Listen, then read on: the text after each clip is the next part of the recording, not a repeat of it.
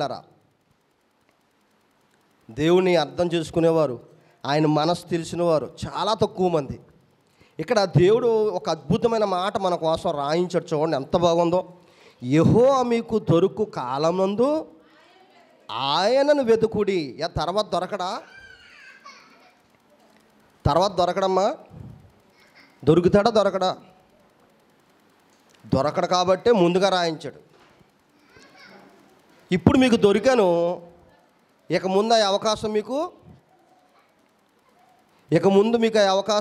ఉండక పోవచ్చు. అందుకు చెప్తున్నాడు అన్నమాట. యెహోవా మీకు దొరుకు కాలమందు ఆయనను వెతుకుడి, ఆయన సమీపముగా ఉండగా ఆయనను వేడుకొనుడి. ఏమని వేడుకోవడం? మన కష్టాలు, మన ఇబ్బందులు. సాధారణంగా దేవుడి దగ్గరికి వచ్చే వాళ్ళందరూ కూడా ఎందుకు వస్తారమ్మా? గుళ్ళకి వెళ్ళేవాళ్ళు సాధారణంగా దేనికి వెళ్తారు? దేవుని ఏదో కోరడానికి. కొంతమందికి ఆరోగ్యం లేదని, కొంతమందికి ఉద్యోగం లేదని, కొంతమందికి ఇల్లు లేవని కదా. దేవుడు చక్కటి అవకాశం మనకి ఇస్తున్నాడు. ఏంటి? మీకు సమీపముగా ఉండగా, మీకు సమీపముగా ఉన్నాడంట. బాగా ఆలోచించండి. ఈ వాక్యాన్ని చదువుతూ దేవుణ్ణి దగ్గరగా ఆలోచించండి. ఎంత బాగుంది మాట. యెహోవా మీకు దొరుకు కాలమందు ఆయనను వెతకండి. మనం డబ్బులు తీస్తున్నప్పుడు, సొక్కా వేసుకుని డబ్బులు తీస్తున్నప్పుడు గబుక్కుని 10 రూపాయల బిళ్ళ కానీ 20 రూపాయల బిళ్ళ కానీ లేదా కాయిన్స్ ఏమైనా సరే 5 రూపాయల బిళ్ళ కానీ పడిపోతే పోతే పోనీ వదిలేస్తామా? నెదుగుతాం.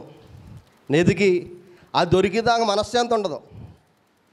రూపాయి కాయిన్ 20 కాయిన్ అయితే పర్లేదు. అలా కాకుండా చెవిదుద్దు పడిపోయింది అనుకోండి, పోతే పోయిందని వదిలేస్తారా? బంగారపతే మనశ్శాంతి ఉంటుందా? పెద్ద లైట్ తీసుకొచ్చి, చీపురు తీసుకొచ్చి మొత్తం అంతా తుడిసి బాగా వెతికి అది దొరికిదాకా మనశ్శాంతి ఉండదు. అది దొరికాక అమ్మయ్య కొన్ని మంచినీళ్ళు తాగి అంత అన్నం తింటాం. అది దొరకపోతే ఆలోచించండి, మనే తెట్టేసుకుంటాం. మరి దేవుడు దొరికే కాలం ఒకటి ఉంది, అది జాగ్రత్తగా వెతకండి అంటున్నారు. దేవుడు అంటున్నాడు, భక్తుల చేత రాయించాడు. బంగారం వెతికినట్టు దేవుడిని వెతుకుతున్నారంటారా? మనసు పెట్టి ఆలోచించండి. చెవిదిద్దు పడిపోతేనేమో కొండ చీపురు తీసుకొచ్చి శుభ్రంగా మంచం కింద సామానం గట్ట అన్నీ తీసి తుడిచి నెతికి పరిశీలించి తడిమి చూస్తాం. అవసరమైతే గిల్లుకుంటాం, ఇది మందా కాదా, బంగారందా కాదని, అనే కదా. అంత పరిశీలన చేస్తాం, అంత వెతుకుతాం. మరి దేవుణ్ణి బంగారపు దుద్దు పడిపోతే వెతికినంత ఇంట్రెస్ట్గా వెతుకుతున్నారంటారా సమాజం? ఆలోచించండి. అందుకే అన్నాడు, వెతకండి. మీ పనిముట్టు ఏదైనా పడిపోతే దొరికేదాకా ఎలా వెతుకుతారో దేవుణ్ణి అలా వెతకండి. మీకు ఆరోగ్యం ఉన్నప్పుడు, ప్రియులరా, మనకు అన్నీ బాగున్నప్పుడు దేవుని సన్నిధిలోకి వచ్చి స్తుతింతున్నాం. ఒకానొక రోజున దేవుని మందిరంలోకి రాలేని పరిస్థితి వచ్చేస్తుందంట. ఆలోచించండి. చాలామంది వాయిదాలు వేస్తారు. కొంతమంది 31st మారతానంటారు. 31st డిసెంబర్ 31st మారదాంలే అని ఫుల్గా తాగేస్తారు మగోళ్ళు, కుర్రోళ్ళు. తాగేసి జనవరి 1 నేను ప్రార్థనకి వెళ్ళిపోతాం కదని 31st ఫుల్గా తాగేస్తారు. జనవరి 1 12 గంటలకు లెగుస్తారు. ఆదివారం ఆ రోజు ఫస్ట్ రోజు ప్రార్థన టైము అయిపోతుంది. అంటే మళ్ళీ ఎప్పుడు పెడతారో? మళ్ళీ డిసెంబర్కే. కొంతమంది అయితే యాక్సిడెంట్లో చచ్చిపోయారు. నిజం. అలాగే వాయిదాలు పెట్టిన వాళ్ళు బాప్తీసం తీసుకోకుండా, మారు మనసు తీసుకోకుండా, మనస్సు మార్చుకోకుండా చచ్చిపోతే ఏంటి పరిస్థితి మరి? ఆలోచించండి. అందుకే అంటున్నాడు, చూడండి ఎంత బాగుందో. యెహోవా మీకు దొరుకు కాలం నందు ఆయనను వెతుకుడి, ఆయన సమీపములో ఉండగా ఆయన్ను వేడుకోండి. ఆయన మంచి ఆరోగ్యమి, నీ సన్నిధిలో గడిపే భాగ్యాన్ని బాప్తిసం తీసుకునే అదృష్టాన్ని, వాక్యాన్ని చదువుకొని అర్థం చేసుకునే వరాన్ని,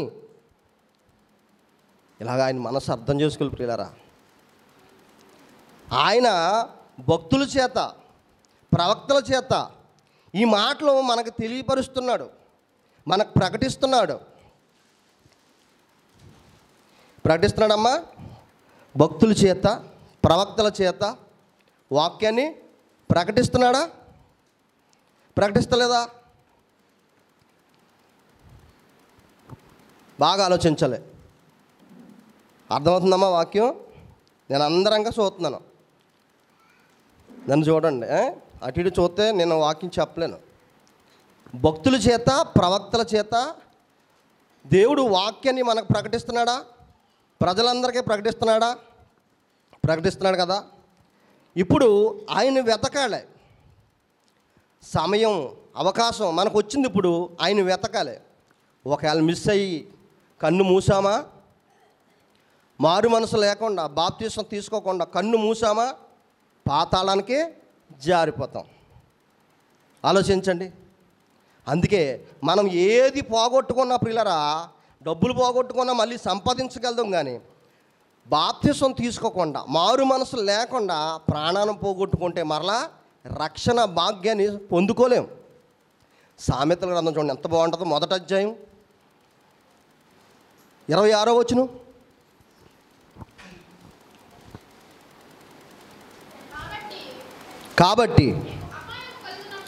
కాబట్టి నీకు అపాయము కలిగినప్పుడు నేను నవ్వెదను. ఎప్పుడంటండి? ఆయన ప్రవక్తల చేత, సేవకుల చేత వాక్యాన్ని మనకి ప్రకటించినప్పుడు మనం విని మారకపోతే, ఆయన వైపుకు తిరగకపోతే వచ్చే ప్రమాదం ఒకటి ఉందంట. ముందు చూడండి ఎంత బాగా చెప్తున్నాడో. చదవమ్మా. కాబట్టి మీకు అపాయము కలిగినప్పుడు నేను నవ్వెదను, మీకు భయం వచ్చినప్పుడు నేను అపహాస్యము చేసేదను, భయము మీ మీదకి తుఫాను వలె వచ్చినప్పుడు, సుడిగాలి వచ్చినట్లు మీకు అపాయము కలిగినప్పుడు, మీకు కష్టమును దుఃఖమును ప్రాప్తించినప్పుడు నేను అపహాస్యము చేసేదను. ఎందుకంటే ప్రియులరా, దేవుడు పిలిచినప్పుడు మనం మారకపోతే, ఆయన వైపుకు మన మనసు తిప్పకపోతే, మన కష్టం వచ్చినప్పుడు ఆయన పట్టించుకోడంట. నీకు బాధ వచ్చినప్పుడు నువ్వు మోకాలేసి ప్రార్థన చేసిన నీ ప్రార్థనైనా వినండి. ఎందుకని? నీకు ఆల్రెడీ చెప్పాడు. దినమంతా నీ కొరకు చేతులు చాచుకుని ఉన్నాడు పిల్లరా. చూసి చూసి చూసి చూసి ప్రవక్తలను పంపించాడు, సేవకులతో వాక్యాన్ని ప్రకటించాడు. అయినా నీ మనసు మారకుండా బండగా మారిపోతే అప్పుడు అంటున్నాడు ఈ మాట. చూసారా? నీకు కష్టం వచ్చినప్పుడు, నీకు అపాయం వచ్చినప్పుడు, నీ మీదకు ప్రమాదం వచ్చినప్పుడు నేను నిన్ను పట్టించుకోను. అప్పుడు వారు నన్ను గూర్చి మర్ర పెట్టుదురు కానీ నేను ప్రత్యుత్తరము ఇవ్వను. ఇశ్రాయేలీయుల్ని ప్రియులరా 6 నేల మీద నడిపించాడు. 6 లక్షల మందిని 6 నేల మీద నడిపించాడమ్మా. నడిపించాడు. ఎక్కడ పెట్టి చూసుకున్నాడో తెలుసా? ఇశ్రాయేలీయుల్ని గుండెల మీద పెట్టి చూసుకున్నాడండి. ఎక్కడ? గుండెల మీద పెట్టి చూసుకున్నాడు. అవతలకి వెళ్ళాక గుండెల మీద తన్ని వారు వెళ్ళిపోయారు. ఆలోచించండి. ఆయనేమో గుండెల మీద ఎక్కించుకుని ఆడించాడు, గుండెల మీద ఎట్టి చూసుకున్నాడు దేవుడు. ఎవరిని? ఇశ్రాయేలీయుల్ని. మాంసం కావాలంటే మాంసం ఇచ్చాడు. ఆలోచించండి. ఏది కావాలితే అది పెట్టాడు కదా ప్రియులారా. అన్నం పెట్టకుండా పస్తులు పడుకోబెట్టాడా? బండను కొడితే నీళ్ళు వస్తామేటండి బాబు, బండలో నుంచి నీళ్ళు వస్తామేటండి అసలు? ఆశ్చర్యం కదా. ఇన్ని చూసినా కానీ బంగారపు దూడం చేసుకుని దాని చుట్టూ తిరిగి మొక్కుతున్నారంట. చూసారా? ఆలోచించండి ప్రియులారా. ఆయనేమో గుండెల్లో పెట్టి చూసుకోవాలనుకుంటున్నాడు ఇప్పుడు మనల్ని. అప్పుడు ఇశ్రాయేలుని గుండెల్లో పెట్టి చూసుకున్నాడు, గుండెల మీద తన్ని వెళ్ళిపోయారు పిల్లల. ఏడిపించారు దేవుణ్ణి. వాక్యంలో రాయబడింది, దేవుడు దుఃఖపడ్డాడంట వాళ్ళ గురించి. ఇప్పుడున్న ప్రజల కోసం మరలా దుఃఖపడుతున్నాడు. ఆలోచించండి. ఆయన మనల్ని ఎక్కడ చూసుకోవాలన్నాడో, గుండెల్లో పెట్టి చూసుకోవాలనుకుంటున్నాడో, మనం ఆయన గుండెల్లో తన్నుతున్నాం పిల్లరా, ఆయన గుండెల మీద తన్నుతున్నాం. అందుకే అంటున్నాడు ఆయన, నేను పిలిచినప్పుడు మీరు పలకకపోతే, మీకు కష్టం వచ్చినప్పుడు నేను పట్టించుకోను, మీ ప్రార్థన నేను వినను అంటున్నాడు పిల్లరా. ఆలోచించండి, ఇశ్రాయేలులు ఎన్నో మార్లు దేవుడికి ప్రార్థన చేశారు. ఏమండి, ప్రార్థన చేసినప్పుడు దేవుడు విని వారిని రక్షించాడు, ఐగుప్తులను తీసుకొచ్చాడు. బయటకు తీసుకురాగానే మనసు మారిపోయింది. అలాగే ఆలోచించండి, అలాగా ఎన్నో మార్లు రక్షించాడు, ఎంతోమంది రాజుల చేతుల నుంచి విడిపించాడు. మరలా వీళ్ళ మనసు మరలా విగ్రహాల వైపు తిరిగేసింది. అప్పుడు ఒకసారి చూద్దాం, ఒకసారి విలాప వాక్యం 4వ అధ్యాయం 9వ వచనం చూడండి, ఎంత అద్భుతమైన మాట రాయించాడో దేవుడు. విలాప వాక్యాలు 4వ అధ్యాయం 9వ వచనం.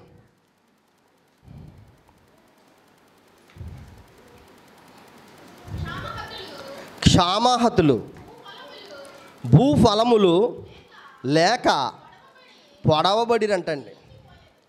ఏమండి, దేవుడు మాట మనం ఇందాక విన్నాం కదా, ఆయన పిలిచాడంట, సేవకుల ద్వారా ప్రవక్తల ద్వారా పిలిచాడంట. ఆయన పట్టించుకోలేదు. ఆలోచించండి, అప్పుడున్న ఇశ్రాయేలు అలాగే చేశారు, ఇప్పుడున్న ప్రజలు కూడా మాట్లాడొద్దు. అప్పుడున్న ఇశ్రాయేలీలు అలాగే చేశారు ప్రియుల, ఇప్పుడున్న ప్రజలు కూడా దేవుని మాట పట్టించుకోవడం లేదు.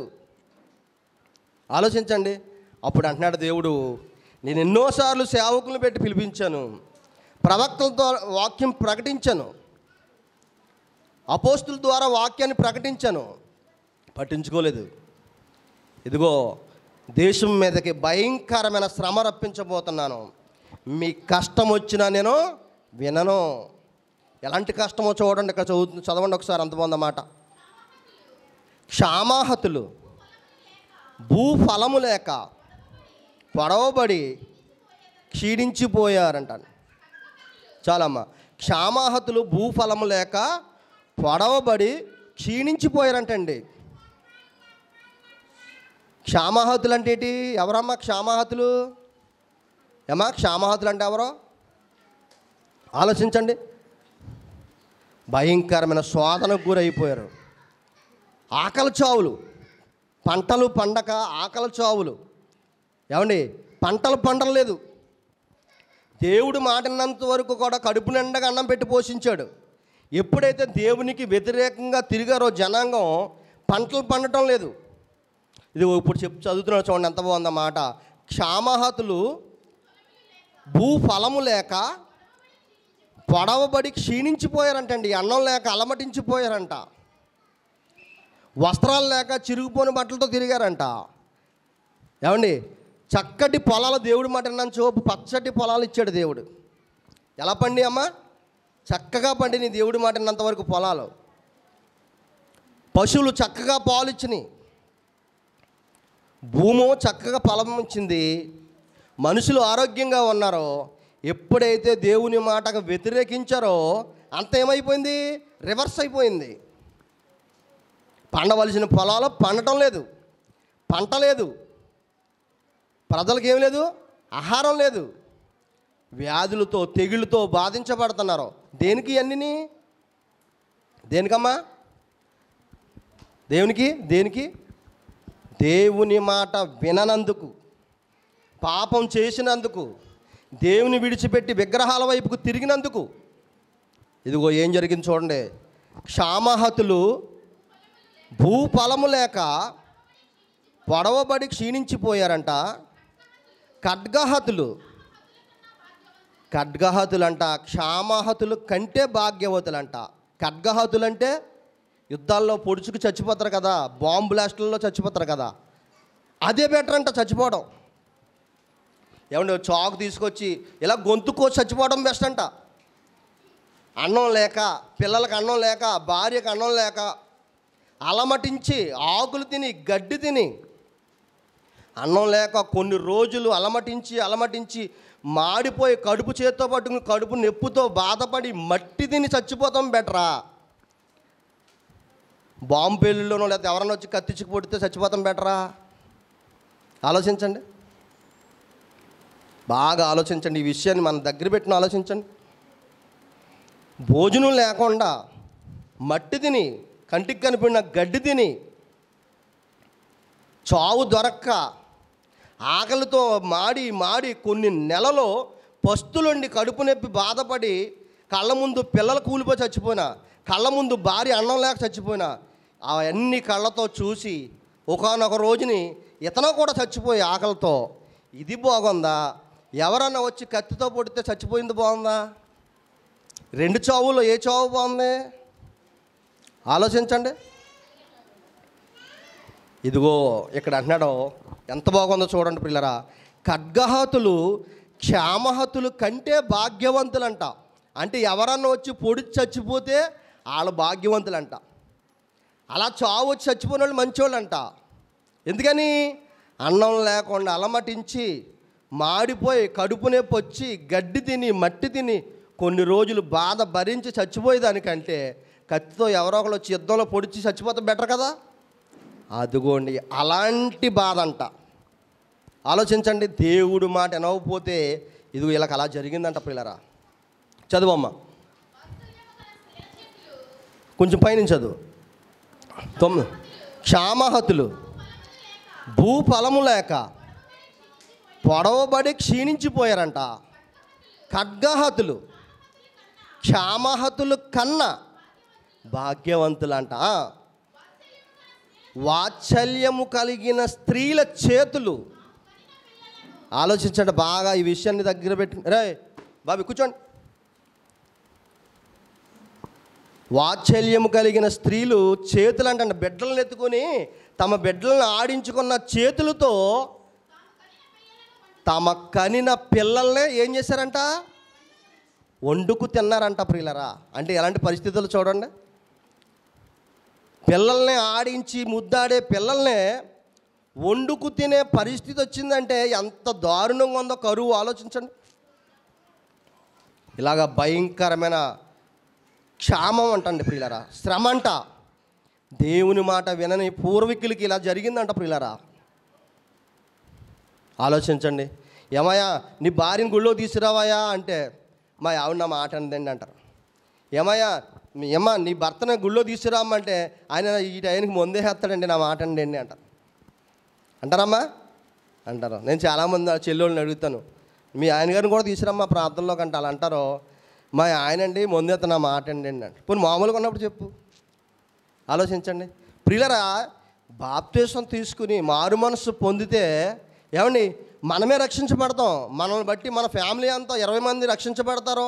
వాళ్ళు కూడా పరలోకం వచ్చేస్తారు అనుకోకండి. మీకు అర్థమైందా? మనం బాప్తిసం తీసుకుని మన రక్షణ భాగ్యం తీసుకుంటే ఆ వరం మనకే.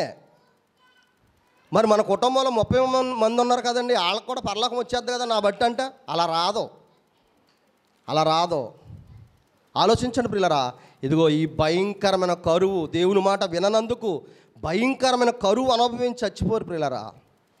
దేవుణ్ణి తెలుసుకోనందుకు, దేవుణ్ణి కాళ్ళ తన్నుకోనందుకు ఏడ్చి ఏడ్చి ఏడ్చి అన్నం లేక, పిల్లలకు అన్నం లేక, భార్యకు అన్నం లేక, అన్నీ చూసి కళ్ళ ముందు వాళ్ళు కుప్పకూలిపోయి చచ్చిపోతుంటే అన్నం లేక అవి చూసి చూసి వీళ్ళు కూడా చచ్చిపోయారు. ఎందుకో తెలుసా? దేవుని మాట విననందుకు. ఆలోచించండి ప్రియులారా. ఇదిగో ఒక మాట లాస్ట్గా చదివి ముగించుకుందాం. యెహెజ్కేలు గ్రంథం చూద్దాం ఒకసారి. ఒక అద్భుతమైన మాట చూసి ముగించుకుందాం. 14వ అధ్యాయం 13వ వచనం చూడండి, ఎంత బాగుంటుందో మాట. నరపుత్రుడా,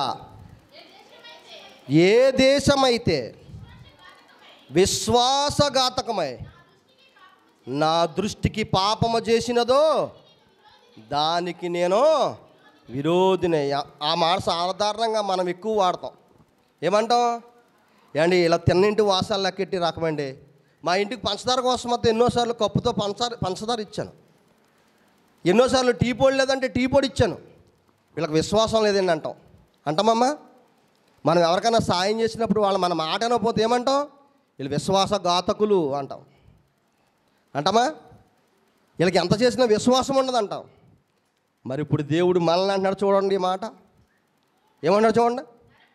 నరపుత్రుడా, ఏ దేశమైతే విశ్వాసఘాతకమై నా దృష్టికి పాపము చేసినదో దానికి నేను విరోధినై ప్రాణాధారమగు ఆహారము లేకుండా చేసి కరువు పంపించి మనుషులను పశువులను నిర్మూలము చేసేదను. ఆలోచించండి. పశువులు లేకపోతే పిల్లలకి పాలు ఉండవు, మనకు పాలు ఉండదు, ఉంటుందమ్మా? ఎన్ని ప్రియులరా, దేవునికి వ్యతిరేకంగా అవ్వడం వల్ల భయంకరమైన యుద్ధాలు జరుగుతున్నాయమ్మా. దేవుని రాకడ ముందు ఏం జరుగుతుందని చెప్పాడు? యుద్ధాలు జరుగుతాయని చెప్పాడు. భూకంపాలు జరుగుతాయని. భయంకరమైన వరదలు వస్తున్నాయా చూసారా? వరదలు ఎక్కడికక్కడ మునిగిపోతున్నాయి. ఆలోచించండి. ఇవన్నీ దేవుని రాకడకు సూచనలు ప్రియులరా. ఇంకా మనం టైం ఉందా మారాలంటే? చాలామంది ప్రియులరా ఎన్ని వాక్యాలు విన్నా మనసు మార్చుకోరు.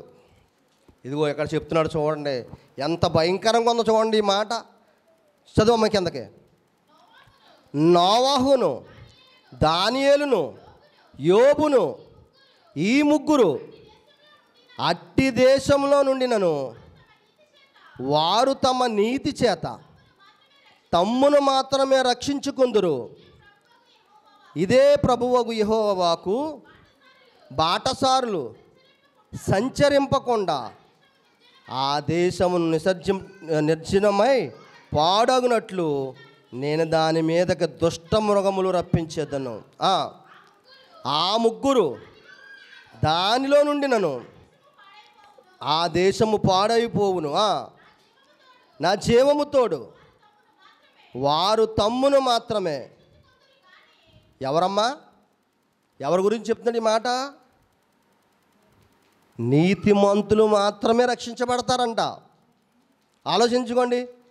మేము మారేం కాదండి, మా కుటుంబం వెనకాల 30 మంది ఉన్నారో లేదా 100 మంది ఉన్నారో, మా కులపోళ్ళందరూ కూడా మారిపోతే పరలోకం వచ్చేస్తారు కదండి అనుకోకూడదండి. ఎవరు బాప్తీసం తీసుకుంటే వాళ్ళకే వరం, పరలోకం అనే వరం. మారు మనసు పొందితే వాళ్ళకే వరం. వెనకాల మా కుటుంబం వచ్చేస్తుంది పరలోకం అనుకోకూడదు ప్రియారా. ఇదిగో ఇక్కడ చెప్తున్నాడు చూడండి, నీతిమంతులు మాత్రమేనంటండి. చూడండి కింద రాయబడి ఉంది, చదువమ్మా.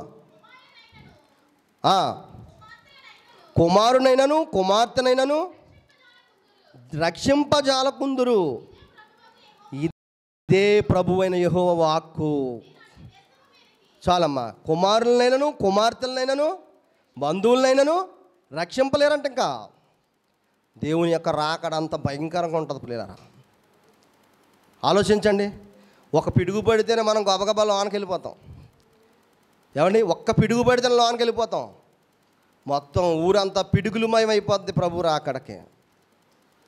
మీకు ఎందుకు చెప్తున్నానంటే, ఆయన ఎలాంటి భయంకరమైన ఉగ్రతకు మనం లోను అవ్వకూడదని తన కుమారుని పంపించాడు మన పాపాలు కడుక్కోవడానికి. యేసుక్రీస్తు రక్తము ద్వారా మన పాపాలు కడుక్కోవడానికి ప్రియులరా. అది ఒక వరం, మనకిచ్చిన వరం. అది అశ్రద్ధ చేయకూడదు. మనసు మార్చేసుకోవాలి. సమయం ఉండగానే మనం ఏమైపోవాలి? మారిపోవాలి. బాప్తీసం లేనివారు బాప్తీసం తీసుకోండి. మారు మనసు లేనివారు మనస్సు మార్చుకోండి ప్రియులారా. ఆయన పాదాల దగ్గరికి రండి. ఇదిగో రోజులు బాగోలేదు, పరిస్థితులు బాగోలేదు, కరువు, భయంకరమైన కరువు, రకరకాల తెగుళ్ళు. మీరు నమ్మరు, కాకినాడ హాస్పిటల్లో నేను చూశాను ప్రియులారా. హాస్పిటల్ ఒక పేషెంట్కి ఒకవైపు ఏమో ఒక మంచం ఇస్తారు. ఒక పేషెంట్ ఏమో అటు తల ఇటుకుని పడుకుంటే ఒక పేషెంట్ ఇటు తల. ఒక మంచం మీద ఎంతమంది? 2. ఈ పక్కనున్న ఆయనకోమో కాలో చేయి తెగిపోయి రక్తంగా ఆరిపోతూ ఉంటే ఈ పక్కనున్న ఆయనకోమో టైఫాయిడ్ జ్వరం. ఈ రక్తాన్ని చూసి ఇతనికి కళ్ళు తిరిగిపోయి ఏమండి లెగిసి పడిపోయాడు ఒకసారి.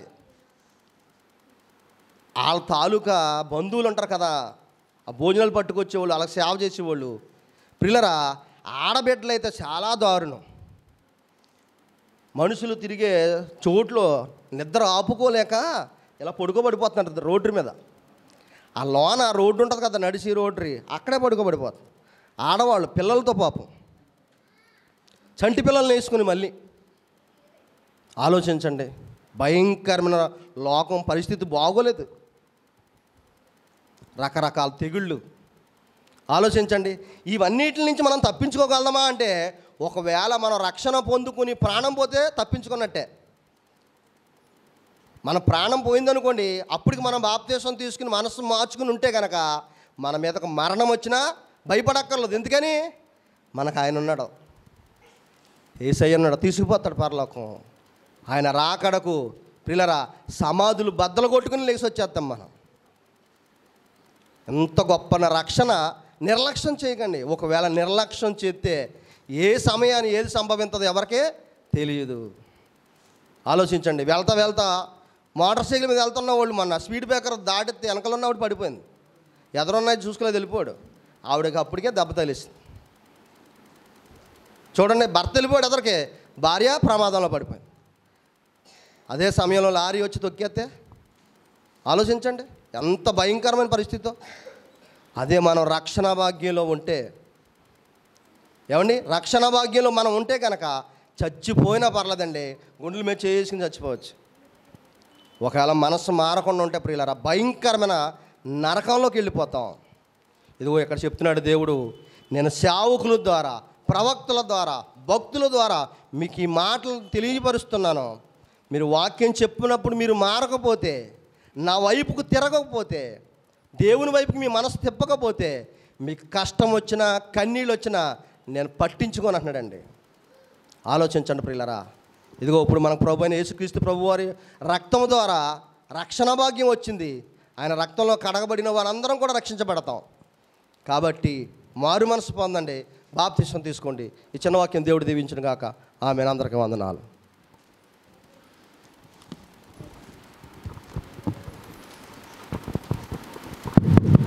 మంచి వాక్యాన్ని అందించిన ధర్మరాజు గారికి సంఘం తరపున వందనాలు తెలియజేస్తున్నానండి.